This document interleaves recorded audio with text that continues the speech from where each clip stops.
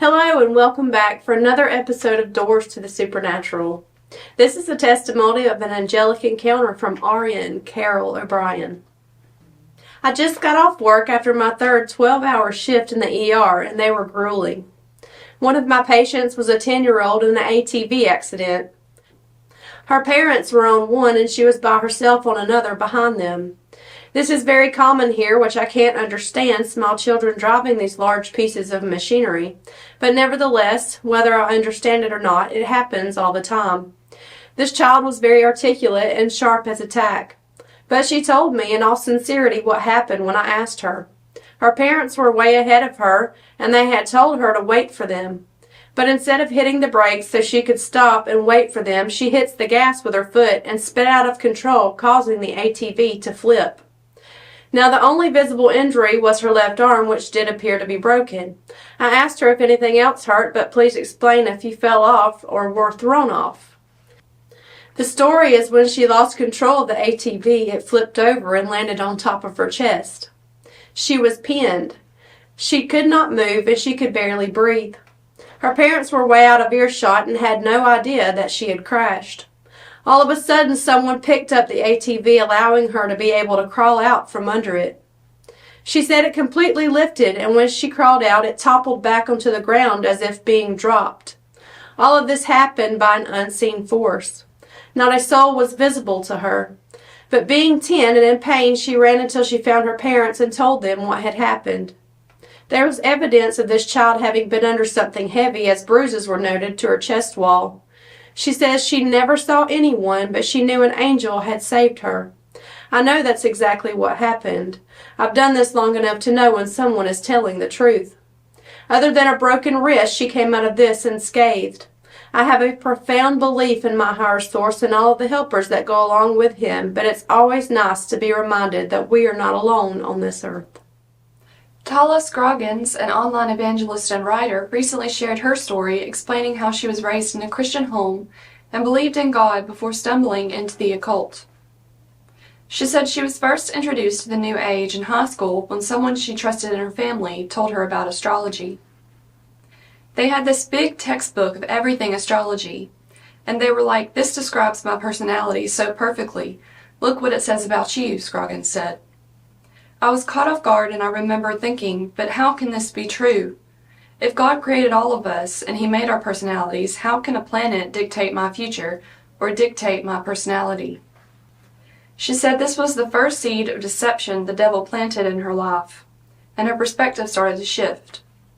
With her family friends stating God created astrology as a system He put in order, she started down what she now believes was a dangerous path. They provided me some explanation that was totally false, but I didn't know the Word of God enough, Scroggins said.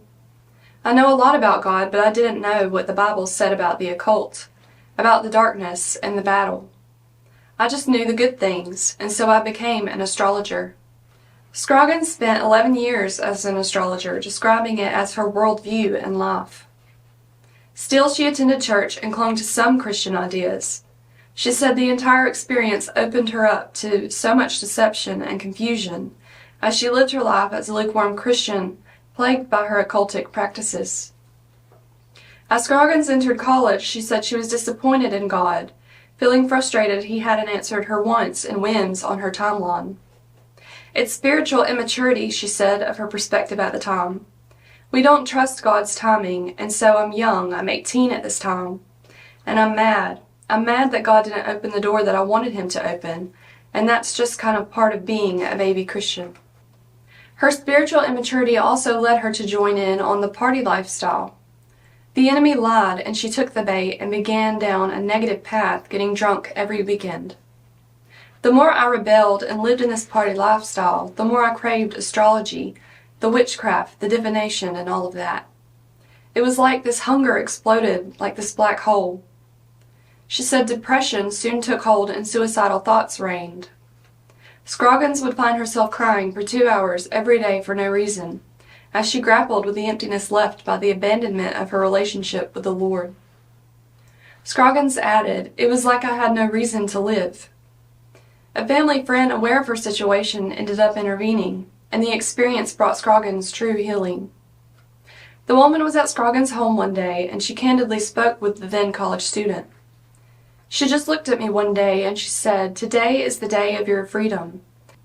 And I said, "Okay, I don't know what that means, but I have no will to live," Scroggins recalled. "I hadn't attempted to do anything or take my life, but I was dead inside. And so I was like, you can pray and do whatever you want to, because there's nowhere else for me to go. I'm already at rock bottom." And so she prayed for me. These invocations, while Scroggins described as deliverance prayers, had a profound impact. Scroggins said they cast every spirit of death and depression out, and she said immediately she felt a huge weight being lifted off. She now believes the entire experience was supernatural, leading her to a fruitful and meaningful relationship with Christ. The depression never came back, the suicidal thoughts never came back, ever, she said. "It's been over 6 years and I am delivered." Scroggins continued, "God completely healed me and set me free." Over time, she abandoned her occultic practices and clung close to Jesus. A few years later, though, she found herself alarmed by how many were being enraptured by the same world she had escaped. Scroggins said she was shocked during COVID to see how interest in witchcraft, tarot cards, crystals, and the occult exploded online. "It grieved me because that was my story," she said. "I was into New Age. I was into the false spirituality and witchcraft." Realizing she had been set free by Jesus, she decided to counter occultic videos, getting millions of views with content of her own that would instead point people toward Jesus. "I was like, I'm going to share my testimony, and I'm going to expose astrology and the New Age." And I just started telling people what I went through and what God saved me from, and what came into my life when I started doing those practices. And now for a word of encouragement. In the Christian world, the word grace is often used loosely. People sometimes use it without fully grasping its powerful meaning. Yes, we understand the word in its simplest form means unmerited favor. However, what we sometimes forget is the supernatural element behind the word. Grace is a word that reveals God's willingness to fight on our behalf to bring us into victory, no matter what difficulty we face in life. That is why Zechariah could shout grace to the mountain and expect it to come down before his eyes. In a sense, this is perhaps why we do use the word loosely or freely. It's because grace covers everything. It touches every need with a breakthrough, a miracle, and a blessing. The grace of God upon your life will cause you to prevail every time, in every situation. This is a great day to shout, "Grace, grace." Thank you for joining us for another episode of Doors to the Supernatural.